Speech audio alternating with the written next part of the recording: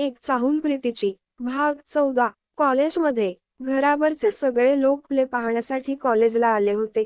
सध्या एकामागोमाग सगळ्यांचे परफॉर्मन्स सुरू होते आणि सगळे प्ले एकसारखे करत होते। पण आत ड्रेसिंग रूममध्ये वातावरण खूप तणावपूर्ण होतं।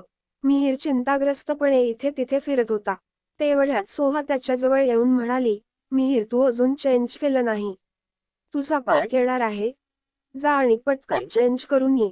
मिहीर त्रासलेल्यासारखा म्हणाला, दी अनुष्काचा काहीच पत्ता लागत नाहीये. मी ज्याला अनुष्काचा नंबर ट्रॅक करायला सांगितलं होतं, त्याने नंबर ट्रॅक करून तिचं लोकेशन दिलं होतं, पण माझे लोक जेव्हा तिथे गेले, तेव्हा अनुष्का तिथे होतीच नाही. सोहा चिंतेने म्हणाली, आता आपल्याला याबद्दल डॅडला सांगावं लागेल. आता फक्त तेच काही करू शकतात. दोघं बोलत असतानाच पिहू तिचा पार्ट पूर्ण करून त्यांच्याजवळ आली. तिला पाहताच मिहीरने तिला विचारलं, पिहू तू अधिराजला अनुष्काला शोधायला सांगू शकतेस. जर अधिराजने हे केलं तर अनुष्काचा पत्ता काही मिनिटात लागेल. पिहू म्हणाली, अधिराज 2 दिवसांसाठी बाहेर गेले आहे. हे ऐकून सोहा मिहीरला म्हणाली, मिहीर तो जाऊन तयार हो, आधी प्ले पूर्ण करूया. तोपर्यंत मी डॅडशी बोलते. त्यावर पिहूनेही होकार देत म्हटलं, हो दी, तुम्ही बरोबर म्हणत आहात. मिहीरही मान डोलावत तयार होण्यासाठी निघून गेला. इथेच पिहू आणि सोहा यांनी इशाऱ्याने अर्णवला बोलावलं. अर्णव आल्यावर विचारलं, काय झालं? मला अशा प्लेच्या मध्ये का बोलवलं? यावर सोहा म्हणाली, डॅड अनुष्काचा रात्रीपासून काहीच पत्ता लागत नाहीये. अर्णव आश्चर्याने म्हणाला, काय? ती अजून घरी परतलीच नाही. सोहाने चिंतेने उत्तर दिलं, डॅड घरी परतणं तर सोडा, कालपासून तिचा काहीच पत्ता नाहीये.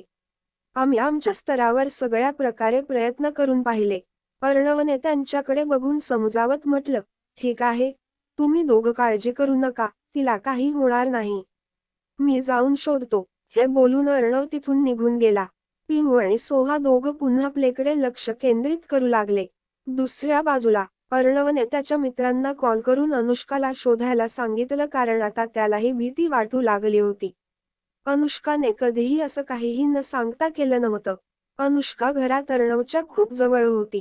ते दोघं वडील मुलगीसारखे कमी पण बेस्ट फ्रेंडसारखे जास्त होते. म्हणूनच अनुष्का तिचं प्रत्येक काम त्यांच्याशी शेअर करत असे. आज पहिल्यांदाच असं झालं होतं की अनुष्काने त्यांना एकदाही कॉल केला नव्हता. हे विचारून अर्णवही फार तणावात गेला होता. तिथे प्ले संपला आणि सगळे प्लेचं कौतुक करू लागले. सगळे येऊन त्यांचं कौतुक करत होते. थोड्या वेळाने पिहू, सोहा आणि मिहीर तिघं अर्णवजवळ आले आणि त्यांना विचारलं, डॅड काही पत्ता लागला का? यावर अर्णव म्हणाला, मी निशांतला सांगितलं ने शोधायला. तो काही वेळात कळवेल. सगळे फारच तणावात होते तेवढ्यात अर्णवच्या फोनवर निशांतचा कॉल आला. अर्णवने फोन उचलला. निशांत म्हणाला, अर्णव मी शोधलं आहे की अनुष्का काल रात्री क्लबला गेली होती. तिचा फोन तिथेच मिळाला. ती तिथेच होती. पण त्यानंतरची सीसीटीव्ही फुटेज गायब आहे. आम्ही एका स्टाफला पकडलं आहे. त्याने सांगितलं की अनुष्का एका मुलासोबत जाताना दिसली. तू पटकन पोलीस स्टेशनला ये. आम्ही त्या मुलाचा स्केच तयार करतोय. कदाचित तू त्याला ओळखशील. हे ऐकल्यावर अर्णवचं टेन्शन अजून वाढलं, पण त्याने धीर धरून उत्तर दिलं, ठीक आहे, आम्ही येतोय. अर्णवने पटकन कॉल कट केला. बाकीच्यांनी अर्णवच्या एक्सप्रेशनला लगेचच ओळखलं होतं. त्याच वेळी पिहूने विचारलं, काय झालं अंकल, अनुष्काचा काही पत्ता लागला का? अर्णव म्हणाला, निशांतने आम्हाला पोलीस स्टेशनला बोलावलंय. त्याला काही गोष्टी समजल्या आहेत. चला तिथे जाऊया. सगळे जात होते तेवढ्यात सानिका तिथे आली. ती त्यांच्याकडे पाहत विचारू लागली, काय झालं? तुम्ही सगळे एवढे टेन्शनमध्ये का आहात? आणि ही अनुष्का कुठे आहे? मी कॉलेजमध्ये येऊन तिला शोधते, पण ती दिसलीच नाहीये आणि ती कालपासून घरी सुद्धा आली नाहीये. सानिकाचं बोलणं ऐकून सगळे विचार करू लागले की तिला काय उत्तर द्यावं. त्याच वेळी अर्णवने तिला पाहत म्हटलं, अनुष्काचा काहीच पत्ता लागत नाहीये. आम्ही पोलीस स्टेशनला चाललोय. हे ऐकताच सानिकाच्या पायाखालची जमीन सरकली. ती पडणारच होती. पण मिहीरने तिला पकडलं. त्याने तिला समजावत म्हटलं, मॉम प्लीज स्वतःला सावर. अनुष्काला काही होणार नाही. तू काळजी करू नको. सानिकाची ही अवस्था पाहून अर्णवने तिच्या डोळ्यांत बघत विश्वास दिला, सानिका, अनुष्का माझीही मुलगी आहे. मी तिला लवकरच शोधून काढीन. तू फक्त हिम्मत हारू नकोस आणि जाऊन जरा आराम कर. सानिकाने त्यांच्याकडे अश्रू भरलेल्या डोळ्यांनी पाहिलं आणि मग तिथून निघून गेली. Police station. सर्व लोक लवकरच पोलीस स्टेशनला पोहोचले. तेव्हा निशांतने सर्वांना एक स्केच दाखवत विचारलं, तुम्ही या मुलाला पाहिलं आहे का? हा कोण आहे? यावर सोहा म्हणाली, हो, हा अनुष्काचा तोच फ्रेंड आहे, ज्याच्यासोबत अनुष्का क्लबमध्ये थांबली होती. तेव्हा निशांत म्हणाला, आम्हाला तिथे चौकशी करताना कळलं की हा मुलगा तिथे एकटाच नव्हता. त्याच्यासोबत आणखी 4 मुलं होते, पण कोणालाही त्यांचे चेहरे आठवत नाहीत. मग निशांत पुढे म्हणाला, आम्ही या मुलाबद्दल शोध घेतला आहे. या मुलाचे नाव ध्रुव आहे आणि तो इथल्या एमपीचा मुलगा आहे. हे ऐकताच अर्णव म्हणाला, तो एमपीचा मुलगा असो किंवा सीएमचा, मला काही फरक पडत नाही. तुम्ही फक्त अनुष्काचा पत्ता लावा. तुम्हाला चांगलंच माहिती आहे की अधिराज यात इन्व्हॉल्व झाला तर काय होईल. त्यावर निशांत म्हणाला, आम्ही आमची पूर्ण टीम या प्रकरणावर लावली आहे. पण मला वाटतं की तुम्ही एकदा अधिराजाशी बोललं पाहिजे. हे एका मुलीचं प्रकरण आहे आणि आधीच खूप वेळ निघून गेला आहे.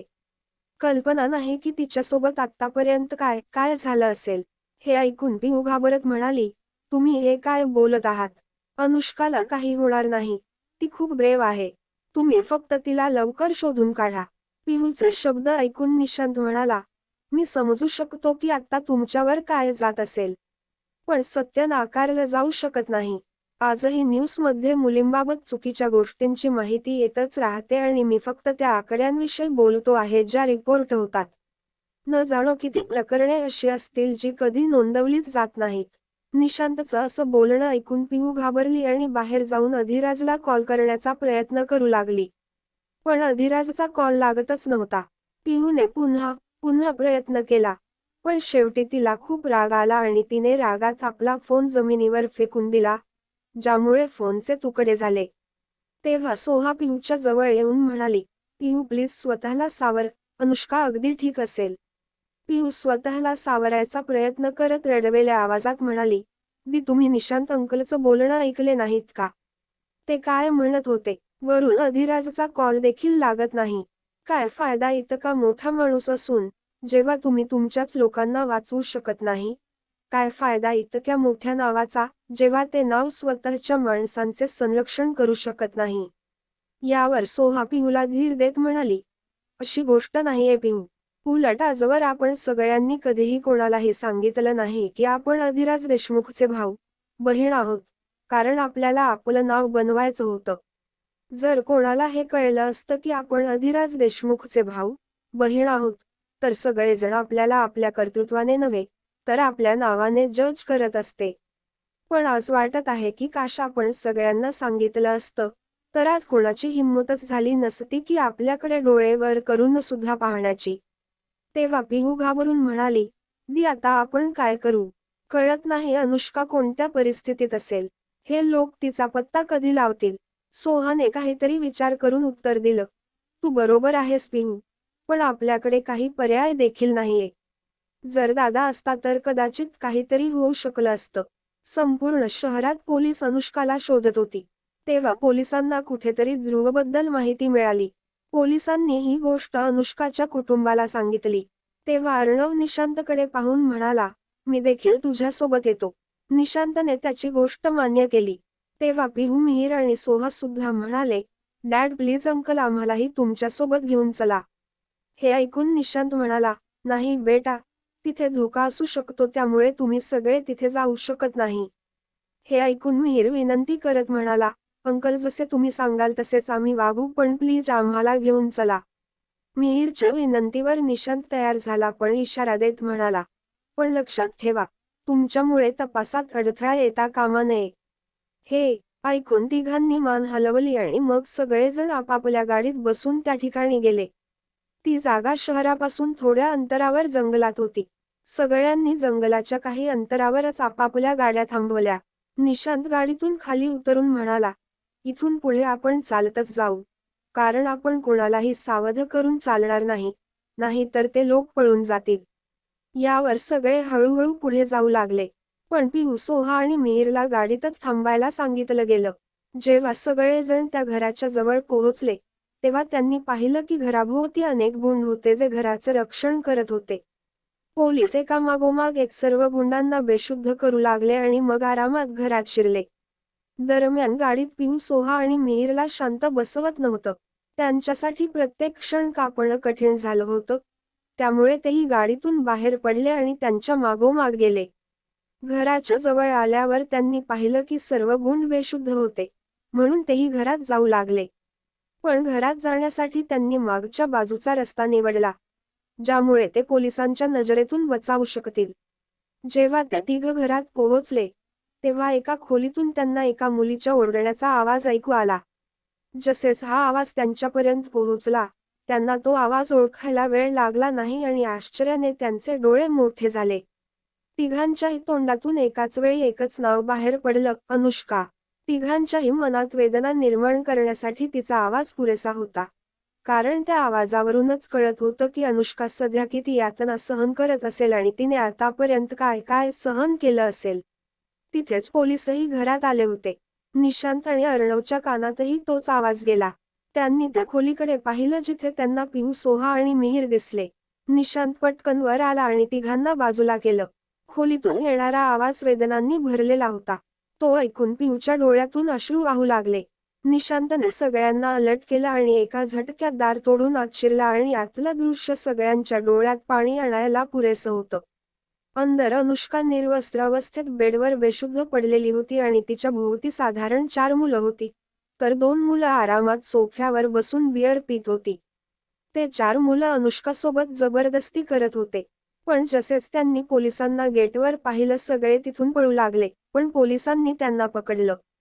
दरम्यान पिहू आणि सोहा अनुष्काची अवस्था पाहून धावत तिच्या जवळ गेल्या आणि त्यांनी तिथे पडलेल्या ब्लँकेटने तिला झाकलं. त्यांनी तिला पटकन आपल्या मिठीत घेतलं. जेव्हा अर्णवने अनुष्काची ही अवस्था पाहिली, तेव्हा त्याच्या पायाखालची जमीनच सरकली. अनुष्का पिहू आणि सोहाच्या मिठीत जोरजोराने रडू लागली आणि रडता रडता ती बेशुद्ध झाली. तेव्हा मिहिर घाबरत म्हणाला, लवकर चला, आपल्याला तिला हॉस्पिटलमध्ये घेऊन जावं लागेल. हे बोलून मिहिरने अनुष्काला उचललं आणि तिला घेऊन धावत त्या घरातून बाहेर पडला. यावेळी त्याचेही डोळे पाणावले होते. त्याने कधी विचारही केला नव्हता की त्याच्या सगळ्यात कुल बहिणीसोबत असं काही होईल. तेव्हाच अर्णव मिहिरजवळ येऊन म्हणाला, मिहिर, अनुष्काला लवकर घरी घेऊन जा, डॉक्टर्स तिथेच येत आहेत. यावर मिहिरने होकार भरला आणि अनुष्काला पिहू आणि सोहासोबत बसवून स्वतः गाडी चालवू लागला. मिहिर गाडी खूप वेगाने चालवत होता आणि मागे अनुष्का बेशुद्धीत सुद्धा वेदनेने कराहत होती. हे पाहून सगळ्यांच्याच डोळ्यात पाणी आलं होतं. जसेच ते लोक घरी पोहोचले, मिहिरने पुन्हा एकदा अनुष्काला उचललं आणि आत गेला. आज सानिका चिंतेने इकडे तिकडे फिरत होती. पण जसेच तिने मिहिरला आत येताना पाहिलं, ती त्याच्याकडे गेली. पण पुढच्याच क्षणी तिचे पाय तिथेच थबकले, कारण तिचं लक्ष मिहिरच्या हातात पडलेल्या अनुष्काकडे गेलं. तिची अवस्था हे सांगायला पुरेशी होती की तिच्यासोबत काय झालं असेल आणि ती किती वेदनेत असेल. अनुष्काची अवस्था पाहून घरातले सर्व सेवकही शॉक झाले. यावेळी सगळ्यांच्याच डोळ्यात पाणी होतं. सानिका जणू भूत बनून एका जागीच उभी होती. तेव्हा तिचं लक्ष अर्णवकडे गेलं. ती घाबरून रडत त्याच्याकडे येऊन विचारू लागली, ही अनुष्का, अनुष्काला काय झालं? तुम्ही मला वचन दिलं होतं की तिला काही होणार नाही. मग तुमच्या उपस्थितीत माझ्या अनुष्काला काय झालं? सानिकाच्या या प्रश्नाचं उत्तर न देता अर्णव अनुष्काच्या खोलीकडे गेला आणि सानिका सुद्धा धावत तिच्या जवळ गेली. तेव्हाच बरेच डॉक्टर्स अनुष्काच्या खोलीत आले आणि तिची अवस्था पाहून ते समजलं की तिच्यासोबत काय घडलं आहे. डॉक्टरांनी सगळ्यांना बाहेर जाण्यास सांगितलं. तेव्हा पिहू डॉक्टरांना विनंती करत म्हणाली, प्लीज डॉक्टर, मी अनुष्काच्या जवळच थांबते. पिहूला थांबण्याची परवानगी देत डॉक्टरांनी आपलं काम सुरू केलं. पूर्ण ट्रीटमेंट दरम्यान पिहूने अनुष्काचा हात पकडून ठेवला होता.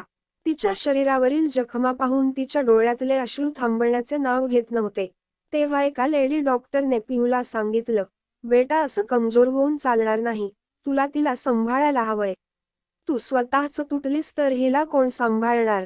हे बोलून त्या लेडी डॉक्टरने पिहूच्या डोक्यावर हात फिरवला आणि मग तिला अनुष्काची कंडिशन सांगितली. ती काही वेळ बेशुद्धच राहील आणि शुद्धीवर आली तर तिला पॅनिक अटॅक येऊ शकतो. त्यामुळे तिची विशेष काळजी घ्या आणि तिला सांभाळा.